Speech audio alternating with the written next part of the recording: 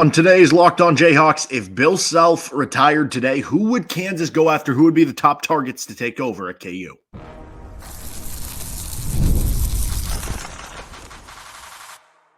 You are Locked On Jayhawks, your daily podcast on the Kansas Jayhawks. Part of the Locked On Podcast Network, your team every day. I'm Derek Johnson. You can give me a follow on Twitter at DJohnsonRadio. Thanks for making Locked On Jayhawks your first listen every day. We are free and available anywhere you get your podcasts, including on our YouTube page where you can like and subscribe to the show. And on today's edition of LOJ, we're going to go into fun is a relative word here, a hypothetical of the day when Bill Self retires, who are going to be the candidates. Now, I don't bring this up to be like, oh, Bill Self is close to retiring. I don't know. He could coach another 10 years. Seems like he was pretty renewed when he talked about it last offseason. He could also coach 2 more years, 5 more years. Nobody totally knows, and obviously health could be a factor and all that and everything. But I think it's a prevalent conversation to have after seeing Kentucky go through a coaching change with John Calipari. So we're going to be breaking that down, who would be the top candidates for the job. And this will be something that we can just update every offseason. Every year we can talk about this and have an updated list, and maybe that'll get us prepared for when that day comes, which hopefully it's a while down the road, that we will be a little bit more prepared for it. First, though, this episode of the show is brought to you by Monopoly Go. I admit it, I have a competitive side, and it is a big fan of Monopoly Go, the mobile hit twist on classic Monopoly. So join your friends and download Monopoly Go, now free on the App Store or Google Play Store. So we're going to start here with the Bill Self stuff. Who would be the top candidates? I have a tier 0 and a tier 1, and some criteria would be looking at tier 2 and tier 3, and then we'll get to the future tier, which is guys that like right now probably wouldn't be to the level that you'd be looking at the job. But I guess then again, maybe you would have said that with Mark Pope and BYU and ends up getting the Kentucky job. But guys to maybe keep an eye on that if they have, success at their next stop or their current stop or whatever, that maybe they could be a guy to look out for. And obviously all of this depends on when this would happen. Like I said, who knows? Maybe Bill Self could coach 5 more years. Maybe he could coach 10 more years. Maybe it's 2 more years. Nobody totally knows, but this is just a fun hypothetical if we get there. Okay, so why are certain coaches not on these lists, on these tiers that I'm about to get to here? Well, one is age. Ideally, I think the coach is 55 or under. And that is something that I'm fine if you want to be, oh, he's 56. Like, it's okay. If he's that good of a coach, like whatever. Probably, honestly, if he's even under 50, that would be even better. I don't think that you can be just as lucky that you're going to get a Bill Self type guy. Maybe you will, but I don't know. That list is much smaller now when, Bill Self was like 40 years old when he took over the KU job, so it's tough to find guys that are that young. But if you get somebody who's 50, you could hypothetically have them coach for 10, 15, 20 years at your program. If they're 55, that could be, 8, 10, 15 years at your program. And as much as it's easy to look at the Roy Williams and Bill Self era and be like, oh, every coach at Kansas is going to be here 20 years. The guy right before that with Larry Brown was here for single digit years, right? So that is something entirely possible. But still, you want it to be 55 or under. There's some really good coaches that are maybe 60 years old. So like Greg McDermott is like 60 years old. He's going to be turning 60 this year at Creighton. I don't know where these guys would rank in the tiers list. I didn't bother to really think about it that much because the criteria. Bruce Pearl is like in his mid 60s, and say what you want where you would tier those guys and all that stuff. But point being, I don't think you would hire a coach if you're Kansas who, you're 62 years old and it's like, oh, okay, we're going to hire someone who's older than Bill Self and they're going to only have 3 years here, something like that, right? I thought about making an exception for Billy Donovan, who's 58 years old, but he's been out of the college game so long. How do we know how he's going to deal with the portal and the NIL game? And again, I don't know where those guys would rank in some of these tiers, but I also have a classification. My only other criteria is that don't play a boring style. This is more of a me personal thing. And I do think like winning cures all. If you're that good of a coach, I think you can suck it up. Like if you're playing a winning style, that's what matters the most. Are you winning games? But like, man, I don't know. I know this one would be less popular now. Again, I don't know where he would tier out, but like Tony Bennett, over the last couple of years where they've lost in the first round, like every year in the tournament, that's made that a little less of a popular thing. But for some of these big jobs, but like, no, I don't want that style. I want to watch entertaining basketball, to say the least. Okay, tier 0. This is one that I didn't even put on the notes here because it's going to be real brief. This is just the call them and make them tell you no list, which is a list that probably means they're going to tell you no, but you make the call because whatever. It cost you 5 minutes of time, and then the no ends up happening. Brad Stevens would be the guy. He's 47 years old still, but he ain't leaving his job as, you know, an NBA GM where he's sort of out of the public limelight, but he's building this thing in Boston where they have the best record in the NBA, and he's making millions of dollars, and his family seems happy, and he probably has way less stress than coaching. But, you know, hypothetically, what if that competition urge to get back into coaching does come back to him? I don't know. You make the call, you make him say no. But yeah, it probably is a no. Okay, tier 1. These would be excellent hires. And honestly, this first guy on this list, based on what happened with the Kentucky job, might have to go into tier 0, which is that you call him to make him say no. That would be Dan Hurley. Dan Hurley, the head coach at Connecticut.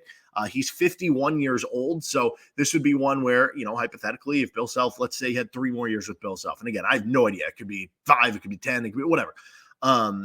You know, you're approaching more toward the mid-50s, so maybe you're not getting as many years, but clearly we've seen what he's been able to do in his time at Connecticut. And based on how the Kentucky thing went, it's hard to say like, oh, he would leave for the Kansas job, because I think there are pluses and minuses of the Kentucky job when you're comparing it to the Kansas job.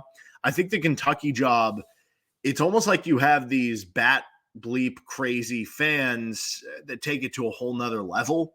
And so that can go both ways with a fan base. Now, Dan Hurley is kind of that same level, so you would think that would endear him more, but it seems like his big reason for staying in UConn was like his wife and his family and stuff like that, and that's not something that you're going to change with the Kansas side of things. Now, Kansas is more of like a homey job, whereas Kentucky is more of that kind of crazy type of job. Now, both are blue bloods and are great places to win and have great facilities and NIL money and all that stuff, although honestly, like, I don't know. I think if you ask John Calipari, Kansas had it better in NIL, but if you ask Mark Pope, maybe he would say we're pretty set on NIL. I don't know. But yeah, point being, Dan Hurley, he might end up going to that tier 0 where it's like, yeah, he probably says no if he said no to Kentucky, which is, you know, similar job level to Kansas. But you call anyway and make him say no. The next guy on this list is Tommy Lloyd. He is 49 years old at Arizona. And Tommy Lloyd was a former assistant coach at Gonzaga for a long time with Mark Few, goes to Arizona, hits the ground running. Yes, he has not had the great tournament success yet, but, you know, he's still made, 2 Sweet 16s, and then you have the upset in the first round. Out of 3 years, that's still such a small sample size, and it's not like he's gone first round, exit in all 3 years, right? Like, at least you do have 2 Sweet 16s in there for Tommy Lloyd, and, you know, you can almost view it similar to Bill Self, right? Like, Bill Self was a great coach. He was winning a bunch of games at Illinois, at Tulsa, at Oral Roberts, at Kansas. He didn't make his first Final Four till 2008, right? Which was, you know, at that point, you're talking about him coaching in like the, mid to late 90s. You're talking basically a decade plus before he makes the Final Four. Like, it is hard. Sometimes you have to knock at the doorstep before you can get there. So I think Tommy Lloyd's an outstanding coach. He's been able to win with NBA talent going out of the building like year in and year out and readjust the roster. He's worked the portal well. I think Tommy Lloyd, he plays a super exciting play of basketball where they're running really fast tempo. I think that would be a home run hire if that came to it. Nate Oats at 49 years old, same age as Tommy Lloyd. Same kind of idea here in terms of the style. This is even faster, although this would get some of the when you lose games, you're going to get a lot of the, I guess, old man takes, so to speak, where it's like, they just don't play defense. They just run fast, all this stuff. Funny enough, Nate Oats has actually had some like elite defenses at Alabama. This year was not one of them. They had like an elite offense, one of the best offenses actually this year in KenPom history. I know they finished number 2 in the country, but like at one point they were trending toward being the number 1. The defense was really bad, but like last year they had a top 5 defense in the country. So like some of the years that Alabama was really good, like they did have that kind of elite defense under Nate Oats, but fun style of play, analytics, basketball. He's obviously done great things with Alabama, which is a tough place to win. Now, how much does kind of the off court stuff matter? It wasn't him who like committed the crimes, I guess, but like how much does that matter? I don't know. Maybe by the time Bill Self retires, if Nate Oats is still out there, you know, that is less of a conversation because many years have passed. I don't know. And then there's Matt Painter, which I don't know. This one was close, tier 1, tier 2 to me. Matt Painter's 53 years old.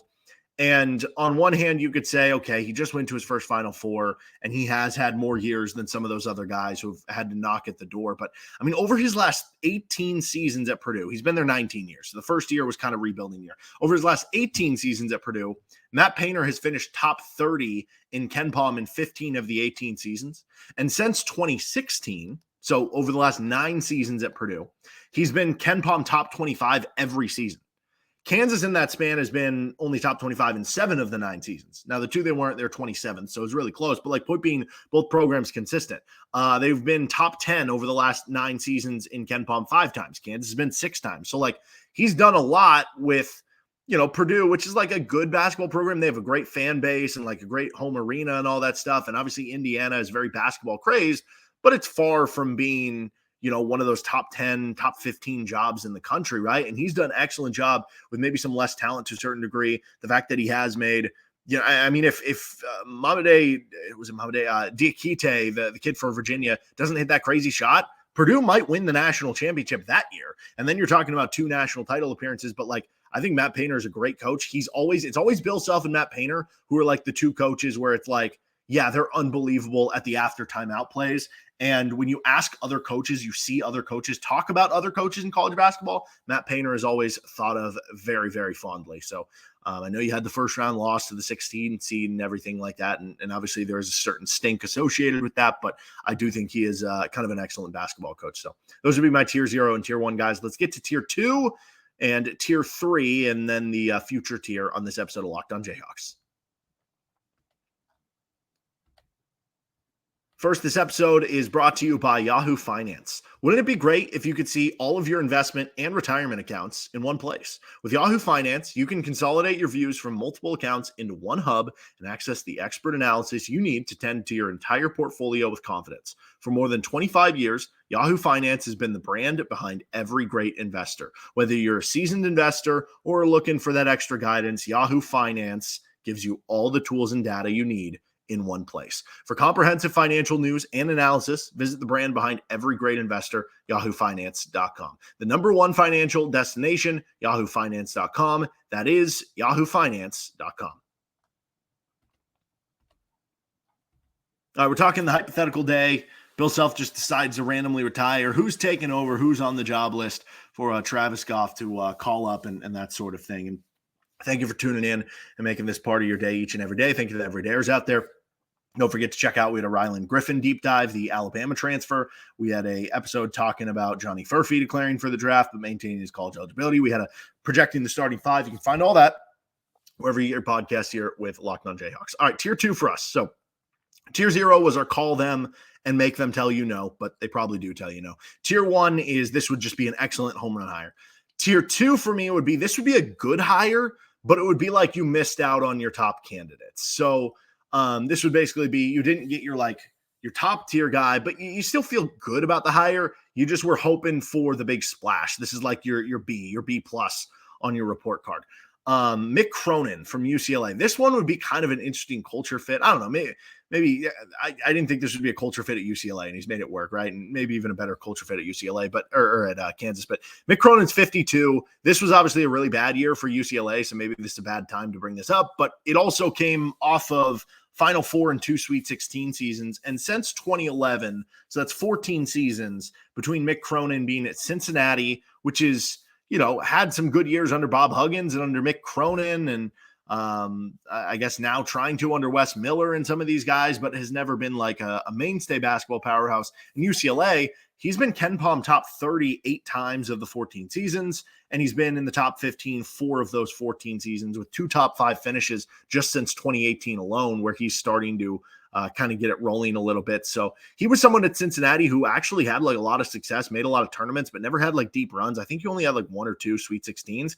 And then he went to UCLA, and now he's made the second weekend 3 times already at UCLA in like 5 or 6 years. So I just think he's a good basketball coach, but not the most exciting style of play, plays at a slower tempo. Still, he does, typically have shot makers. It's just that kind of a slower tempo.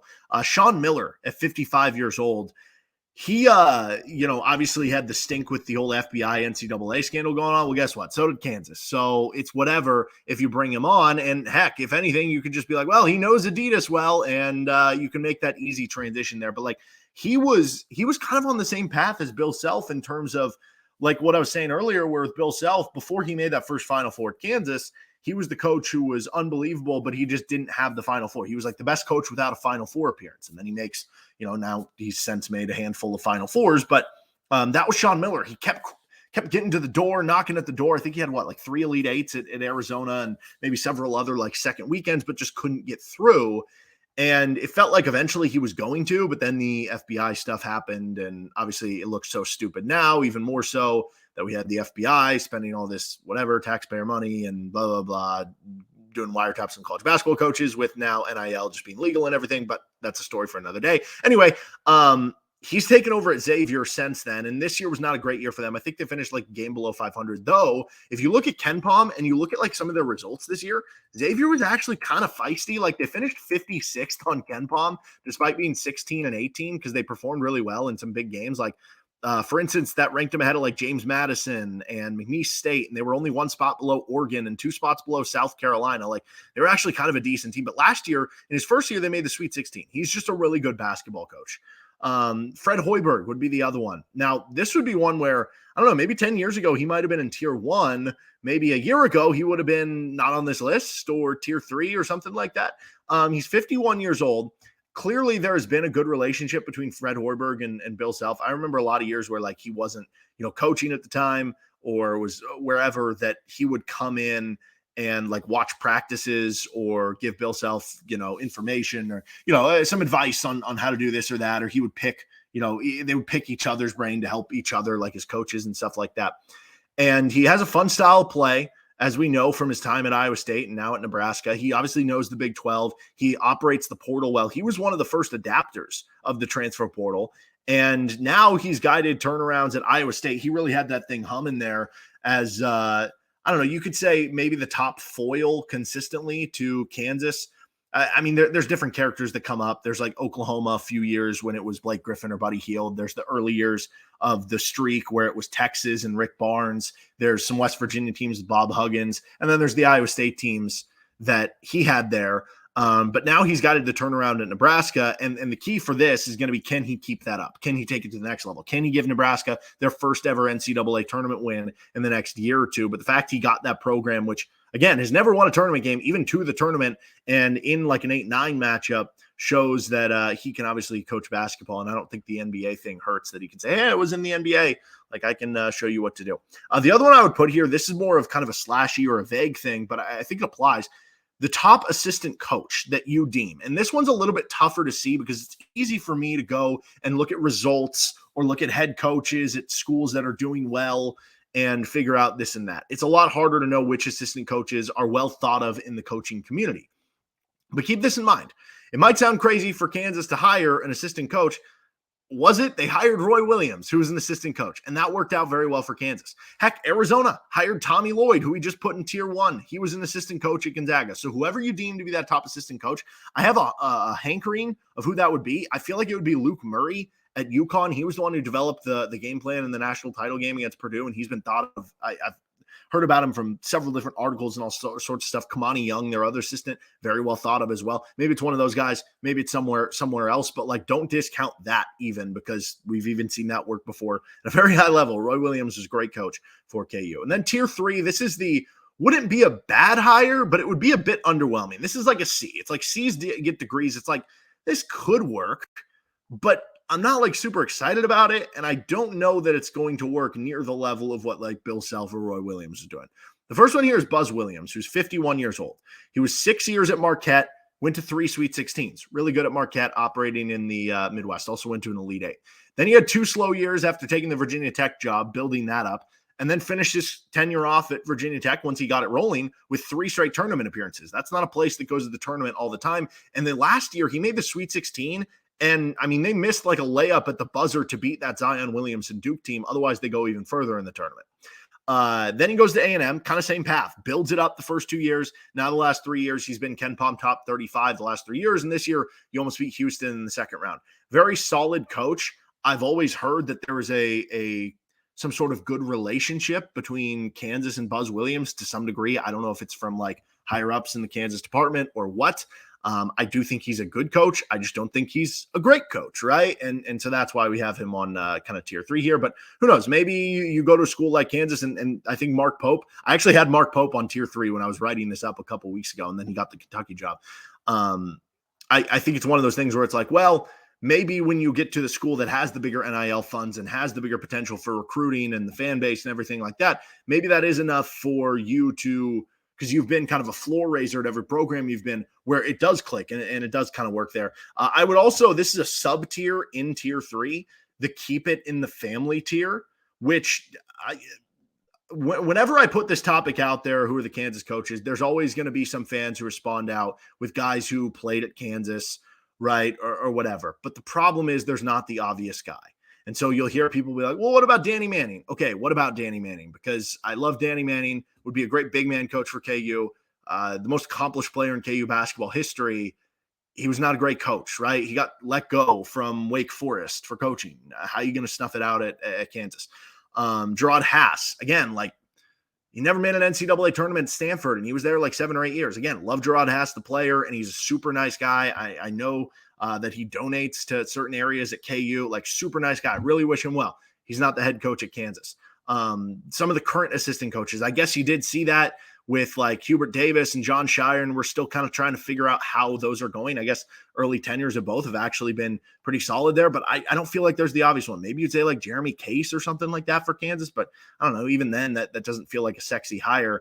And then it's like, first of all, the idea that you have to keep it in the family is dumb. Bill Self wasn't in the family. Roy Williams wasn't in the family. I guess technically the tie with Dean Smith and everything like that, but he wasn't a Kansas guy, right? Like, just hire the best coach. That is entirely possible. You don't have to keep it in the family from that standpoint. Now, the one in the family guy I would consider, and again, to be clear, do not just do this just to do this. Like, we're seeing the repercussions. Juwan Howard just got fired at Michigan. That wheels came off at the end there, right? Like Mike Woodson just had a really bad year at Indiana. Like, he's never made a second weekend so far through 3 years at Indiana with some really good like NBA talent. So this is not something you have to do, but Jacque Vaughn is the one name that comes to mind here. 49 years old. He's been a coach in the NBA, 2 different stints with the Magic and the Nets. And even if, you're kind of a failed NBA coach, like Rick Pitino was a failed NBA coach, one of the greatest college basketball coaches ever. John Calipari was a failed NBA coach. He's had obviously a lot of success at the college level. The idea that you can say you were an NBA coach and that you played at Kansas, like that's the one too, where with Jacque Vaughn, knowing he's coming from the NBA, knowing he came from the Roy Williams system, which was an objectively fun system to watch play basketball, I would be more content with that. And yes, you would have the concerns. Would he know how to recruit, handle the transfer portal, handle the NIL era? Those are things that would be very worrisome. But there is a certain level, I do think, of that Kansas can recruit itself, and that the boosters and the NIL game will come for Kansas. And that if you hire the right assistants, you can make that work. So Jacque Vaughn's the one guy that I would actually consider here as part of the family, but he still wouldn't be like a tier 1 guy for me. Like if you're choosing Tommy Lloyd or Jacque Vaughn, I'm going with what we kind of know. All right, let's finish up here with the future tier. Guys to keep an eye on for the future on Locked On Jayhawks. First, this episode of the show is brought to you by Monopoly Go. Are you ready for this huge announcement? Been tracking the leaderboards every day, keeping your eye on the scores, putting all my heart into it. I'm super pumped to announce that we're finally on top. Obviously, I'm talking about the hit mobile game Monopoly Go. You've probably heard of it. It's been downloaded over 150 million times. It's a great mobile twist on classic Monopoly. You can play anywhere, anytime. You explore hundreds of Monopoly boards. They have Las Vegas, Camelot, the Moon, all while raking in a huge fortune. Classic Monopoly stuff. Charge rent on your iconic properties, just like classic Monopoly. You can charge your friends rent on your iconic properties, or do some of the new stuff by pulling bank heists and taking wrecking balls to their landmarks. But the leaderboards are where you can see who's a Monopoly tycoon, who's gone bankrupt. So get yourself on the charts. Download Monopoly Go, now free on the App Store and Google Play Store today. Finishing things up, if hypothetically Bill Self retired, who are some candidates to go after? Well, this third part is the future tier. These are guys that I don't think you'd want to hire right now, but if they keep having success at their current stop, or maybe they make another jump up to another school and have success, ones to keep an eye on right now. The first I'm going to go with is Todd Golden. Todd Golden was at San Francisco, which is not an easy place to win since Bill Russell graduated from there. And he took him to the NCAA tournament in year 3. That's the only time I can remember in my lifetime that San Francisco's even been to the tournament. Goes to Florida, and by year 2, he's a 7 seed in the NCAA tournament. He's analytics-based, he plays fast, and he's only 38 years old. If he can get things humming at Florida, keep an eye out on that. Pat Kelsey 48 years old. He took Winthrop to two tournaments. Would have been 3 because the COVID year they had already won their conference tournament. So really 3 tournaments in 9 years. Goes to Charleston, 3 years there, back-to-back tournaments the last 2 years. He gets the job up to Louisville, which seemed like a big jump there. But, if he does well at Louisville, that would obviously be a job that would be tough to pry somebody away from because Louisville has a lot of money, and they're also like one of the probably, 10 best maybe jobs in college basketball. I'd have to think of that out in my head. But point being, like, they're a very good job. Like, they've won a national title, multiple national titles and one very recently in our lifetime. Or, NCAA, don't come and get me. Anyway, yeah, that would be one to keep an eye on. Grant McCasland, 47 years old. He had a ton of success in North Texas, won a tournament game, NIT championship, parlayed that into the Texas Tech job where they got a 6 seed in year 1, and he adjusts to his players. Very slow tempo defensive teams at North Texas. Goes to Texas Tech. They don't have the personnel for it. Plays more of an up and down spacing guard-oriented offense. So I think that speaks well to a coach. Josh Schertz, he's 48 years old, was just at Indiana State. That was after 13 years at a D2 school, Lincoln Memorial, where he won 83% of his games. And 32-7 this year at Indiana State. He's going to St. Louis. He'd have to make another jump up, do well at St. Louis, make a jump up, but that would be one to keep an eye on. Wes Miller is only 41 years old. Now, not making the tournament in 3 years at Cincinnati. You would like to see that figured out. He did have 2 tournaments at UNC Greensboro, but he's gone from 101st to 50th to 39th on KenPom the past 3 years at Cincinnati. So this is the year where it's like, okay, make the tournament, start establishing yourself. Still only 41 years old. Maybe somebody to keep an eye on. North Carolina alum though. So would you want to get back into the idea of having this really good coach that could end up going to North Carolina one day? Lamont Paris is 49 years old. He is 6th seed at South Carolina, which, you don't see them in the tournament too often. I know Frank Martin had a couple good years there, but 2 years prior to that, he was Silvio De Sousa's coach at Chattanooga when they got a 13 seed. Dusty May, 47 years old, was at Florida Atlantic, obviously, now goes to the Michigan job. He has success at Michigan, becomes a very obvious candidate there. Micah Shrewsbury, 47 years old. He was a longtime Matt Painter assistant. So this is one of those assistants turned really good head coaches who by year 2 at Penn State, again, tough place to win, took him to the second round of the tournament. He had a rough year 1 at Notre Dame, but let's see if he can make that jump in year 2. He plays a really open spacing type of offense, though it is a little bit more slower tempo. Amir Abdur-Rahim, 43 years old, took Kennesaw State from a team that went 1-28 his first season in 2020. Wins improved every year. By year 4, they almost beat Xavier in the first round of the NCAA tournament. Takes the South Florida job this past year, went 25-8 and had the longest winning streak in the country at one point. Danny Sprinkles, 47, 2 back-to-back tournaments at Montana State, tournament in the lone year at Utah State. Now he's at Washington. Keep an eye there. Bucky McMillan, fun style of play at Samford. He's only 40 years old. And Samford actually ended up higher than Ole Miss with Chris Beard, Duquesne, Yale, USC, Indiana, Miami, UCLA on KenPom this year. He also won 21 games the 2 seasons prior. That's one where it's okay, if he parlays that into let's say a lower tier SEC job in a year or 2, and then all of a sudden he has success there, maybe it becomes more viable. Maybe Drew Valentine, who's only 32 years old at Loyola Chicago, if he can find more success. Bob Ritchie at 41, who's at Furman. They won that tournament game a couple years ago. Again, if he can, get another job after this. Steve Lutz, maybe at Oklahoma State now after he went to tournaments at a couple different schools, if he has success there. Ben McCollum, now that he's made the jump up from Northwest Missouri State, where he was just winning every year, and now goes to the Missouri Valley. He has success there, then makes another jump to maybe a lower tier, Midwest team or Big 12 team or something. And then maybe Kansas is on the range there for that one. So those are my candidates should Bill Self retire today.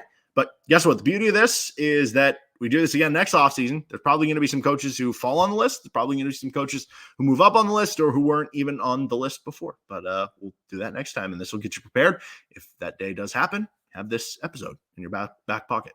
All right, that'll do it for this episode of Locked On Jayhawks. We'll be back tomorrow for some Football Friday. Make sure you're subscribed anywhere you get your podcast, including on our YouTube page. See you next time with LOJ.